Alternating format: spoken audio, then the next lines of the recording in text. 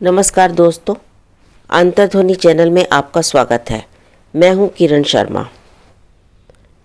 आज हम जानेंगे कि ऋषि मार्कंडेय जी किस प्रकार अल्पायु होते हुए भी चिरंजीवी बने।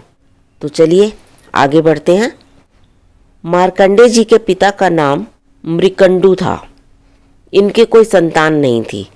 इन्होंने अपनी पत्नी के साथ शंकर भगवान की आराधना की, जिसके फलस्वरूप उन्हें मार्कंडेय जी के रूप में एक गुणवान लेकिन अल्पायु पुत्र प्राप्त हुआ। मार्कंडेय जी के माता पिता इस बात से बहुत चिंतित थे कि उनका पुत्र अधिक समय जीवित नहीं रह पाएगा। इसलिए उन्होंने समय से पूर्व ही उनका यज्ञोपवीत संस्कार करवा दिया और सभी वेदों का अध्ययन करवा दिया तथा उन्हें कहा कि बेटा, तुम जिस किसी भी ब्राह्मण को देखो उसे विनय पूर्वक अवश्य प्रणाम करना और कोई भी श्रेष्ठ जन या गुरुजन जो सामने दिखाई दे उन्हें प्रणाम अवश्य करना, उनका अभिवादन करना। स्कंद पुराण के अनुसार यं कंचितीक्षसे पुत्र ब्रह्माणं द्विजोत्तमं तस्य वश्यं त्वया कार्यं विनयादभिवादनम। मार्कंडेय जी ने पिताजी की सीख की गांठ बांध ली और अभिवादन का व्रत स्वीकार कर लिया।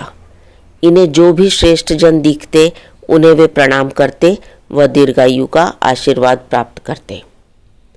एक दिन सप्तऋषि उधर से निकले जहाँ बालक मार्कंडेय खड़े थे।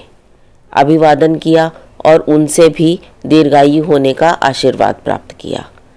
फिर वशिष्ठ जी को ध्यान आया तो वे सप्तऋषियों से बोले कि हम सब ने दीर्घायु होने का आशीर्वाद देकर ब्रह्मा जी की मर्यादा का उल्लंघन किया है।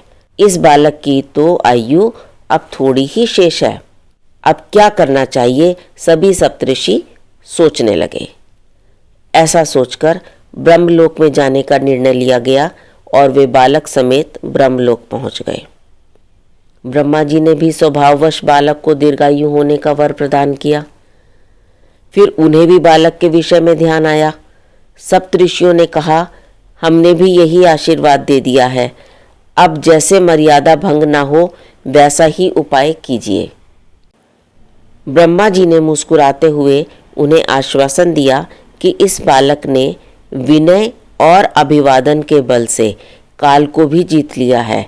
आज से यह बालक अजर और अमर हो जाएगा। आप लोग इसे पिता के आश्रम में पहुंचा दें। अब मार्कंडेय जी ने सारी घटना अपने पिता को बताई। इस प्रकार मार्कंडेय जी अमर हो गए और इस करनी से उन्होंने हमें यह नीति युक्त उपदेश दिया है कि अभिवादन के व्रत से काल को भी जीता जा सकता है। ऐसे ही उन्होंने मृत्युंजय स्तोत्र से भगवान शंकर की आराधना कर मृत्यु को जीत लिया था। मार्कंडेय पुराण महर्षि मार्कंडेय जी की कृपा का फल है। इसी पुराण में 700 श्लोकों में चंडी महात्म्य आया है, जो दुर्गा सप्तशती के नाम से विख्यात है और आप में से अधिकतर लोग उसका पाठ भी करते हैं।